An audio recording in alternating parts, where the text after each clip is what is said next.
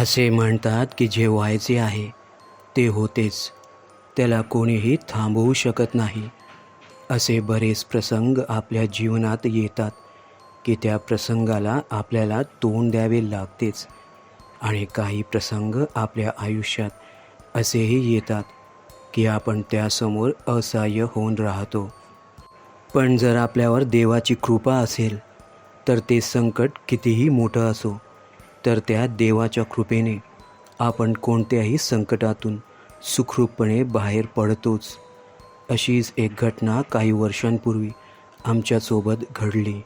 माझं नाव नितीन शिर्के.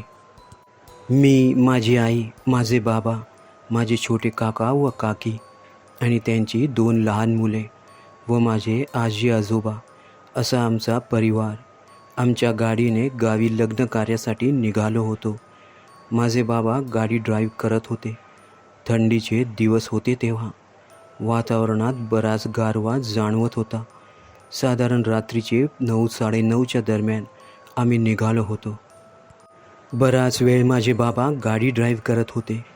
इतर दिवसांच्या तुलनेत आज थंडी जरा जास्त जाणवत होती. म्हणून त्यांनी समोर रस्त्याच्या कडेला एक धाबा पाहताच त्यांनी तिथे आपली गाडी थांबवली. काही क्षण तिथे बसून चहाचा घोट घेतल्यानंतर आम्ही पुन्हा आमच्या गावाकडे जायला निघालो. बराच वेळ माझे बाबा गाडी ड्राईव्ह करत असल्यामुळे त्यांना जरा आराम मिळावा म्हणून मी आता गाडी चालवू लागलो. रस्त्याच्या आजूबाजूला मिठ्ठ काळोखाने वेढलेली ती गर्द झाडी सारखी माझ्या मनात भीतीची धाक निर्माण करत होती. गाडीच्या त्या हेडलाईट्सच्या प्रकाशात गाडीला समतोल वेग देत मी गाडी चालवत होतो. बरीच रात्र आणि त्यात थंडीचा प्रभाव, त्यामुळे हळूहळू सगळे झोपून गेले. मलाही अधूनमधून जांभया येत होत्या. झोपेची झडप सारखी माझ्या डोळ्यांवर जड पडत होती. आणि तेव्हाच माझ्या गाडीवरचा ताबा सुटला. एकदम अचानक काहीतरी माझ्या गाडीसमोर आल्याने मी दचकून गेलो आणि गाडी रस्त्याच्या खालच्या दिशेने हादरे देत जाऊ लागली. मी गाडीला कंट्रोल करण्याचा प्रयत्न करत होतो, पण जणू कोणीतरी माझ्यावर हावी होते असे मला जाणवत होते सारखे. आणि याच भीतीच्या धाकेमुळे मला गाडीला कंट्रोल करता आले नाही. गाडीत झोपलेल्यांची तारंबळ उडाली. आता काय झाले हे त्यांना माहीत नव्हते, पण गाडी वेगाने हादरे देत खाली जात होती सारखी. म्हणून भीतीची धाक त्यांच्या चेहऱ्यावर स्पष्ट उमटली होती आता. आणि काकांची 2 लहान मुले अक्षरशः जोरजोरात रडू लागले. आणि शेवटी गाडी एका निर्जन जागेवर येऊन थांबली. आम्ही कुठे आले आहोत हे माहीत नव्हते आम्हाला, पण आजूबाजूचा परिसर अगदी मिठ्ठ काळोखात बुडालेला होता. भयान शांतता पसरली होती सगळीकडे. माझे बाबा आश्चर्याने मला विचारू लागले, "अरे काय झाले नितीन, तू गाडी थांबवली का नाहीस? व अशी कशी गाडी इथपर्यंत आणलीस? आपण कुठे आलो आहोत? काय झालं होतं तुला?" तेव्हा मी त्यांना सगळंच सांगितले व हेही सांगितले की मी गाडीला कंट्रोल करण्याचा प्रयत्न करत होतो, पण मला असं जाणवत होते की कोणीतरी मला जकडले आणि गाडी थांबवण्यापासून मला रोखत आहे ते. मी जे सांगितले ते ऐकून आमचे घरचे सगळेच चकित झाले व अस्वस्थही झाले. अचानकपणे नकळत घडलेल्या या प्रकारामुळे आम्ही सगळे दचकून गेलो होतो.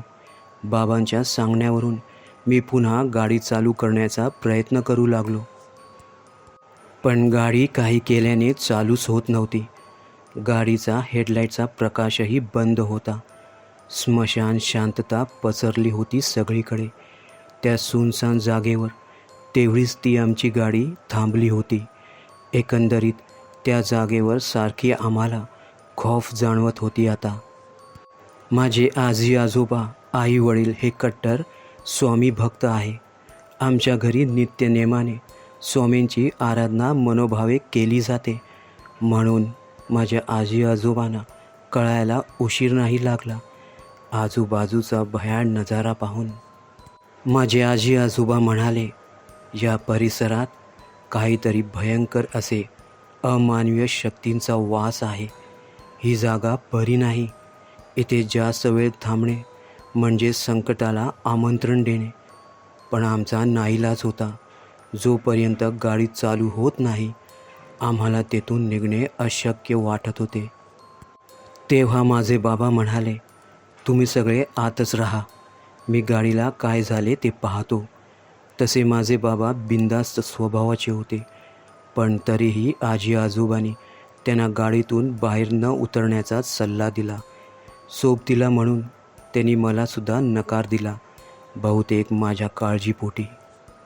शेवटी गाडीला काय झाले हे पाहण्याखेरीज पर्याय नव्हता. बाबा गाडीतून उतरले, हातात मोबाईलची फ्लॅशलाईट ऑन केली, गाडीचे बोनेट उघडले. काही क्षण ते गाडीच्या इंजिनमध्ये डोकावून पाहत होते की काहीतरी असे घडले की त्यांनी जोरात ते गाडीचे बोनेट बंद केले आणि धावतच गाडीत येऊन बसले. घाबरलेल्या सुरात ते आपल्या आईवडिलांना म्हणजे माझ्या आजी आजोबांना सांगू लागले, बाबा तुम्ही म्हणालात ते खरं आहे, इथे काहीतरी असं भयंकर आहे ते. मी गाडीचे बोनेट उघडून पाहतच होतो तेव्हा मला असे जाणवले की माझ्या आजूबाजूला बरीच जण आहेत आणि ते माझ्याकडेच पाहत आहे ते, पण ते दिसत नव्हते मला. आणि जेव्हा काहींचा स्पर्श मला झाला तेव्हा माझी खात्री झाली की इथे काहीतरी असे भयंकर आहे ते. आता आम्हा सगळ्यांना भीतीची धाक आणखीनच जाणवत होती. गाडीच्या आजूबाजूला काहीतरी अदृश्य हालचाली आम्हा सगळ्यांना जाणवत होती सारखी. कोणीतरी आमच्या गाडीच्या भोवती गोल गोल फिरत असल्याचे जाणवत होते आम्हाला, पण ते दिसत नव्हते आम्हाला. त्यामुळे आम्ही सगळे लगेच श्री स्वामींच्या नावाचा धावा करू लागलो. तारक मंत्र म्हणू लागलो आम्ही. बराच वेळ निघून गेला. श्री स्वामींच्या नावाचा जाप करत करत झोपेमुळे सगळ्यांचे डोळे जड पडले होते आता. आम्ही सगळे अर्धवट झोपेतच होतो की तेव्हाच आमची गाडी जोरजोरात जागच्या जागी हलू लागली. बाहेर कोणीही दिसत नव्हते, पण गाडीला मात्र जोरजोरात कोणीतरी धक्का देत होते सारखे. या प्रकारामुळे माझ्या काकांची दोन्हीही मुले झोपेतून उठली आणि जोरजोरात रडू लागली. माझी काकी व माझी आईही आता चांगलेच घाबरले. आणि तेव्हाच गाडीचे हलणे एकदम बंद झाले. गाडी एकदम आपल्या जागेवर स्तब्ध झाली आता. आणि अचानक तेव्हाच आमची गाडी अतिवेगाने पाठी ओढली जाऊ लागली. आता भीतीची धाक आमच्या सगळ्यांवर हावी होऊ लागली. काहीतरी अशी अमानवीय शक्तीने आमची गाडी अतिवेगाने पाठी खेचत आहे हे आम्हालाच कळून आले. त्या क्षणी आम्ही सगळे प्रचंड घाबरलो होतो.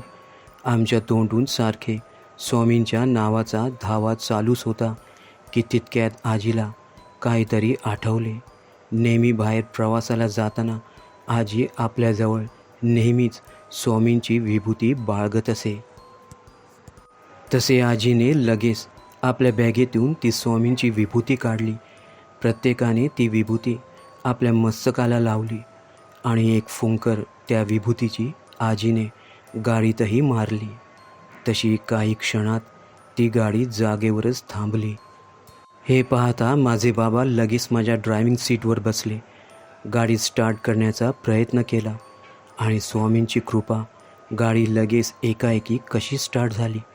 आता काहीही विचार न करता न थांबता बाबांनी गाडीला वेग दिला आणि गाडी त्या भयान परिसरातून बाहेर पडली एकदाची.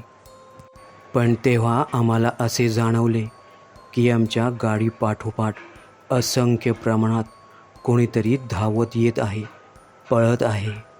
पण ते आम्हाला अद्यापही दिसत नव्हते, पण त्यांचं अस्तित्व जाणवत होतं आम्हाला.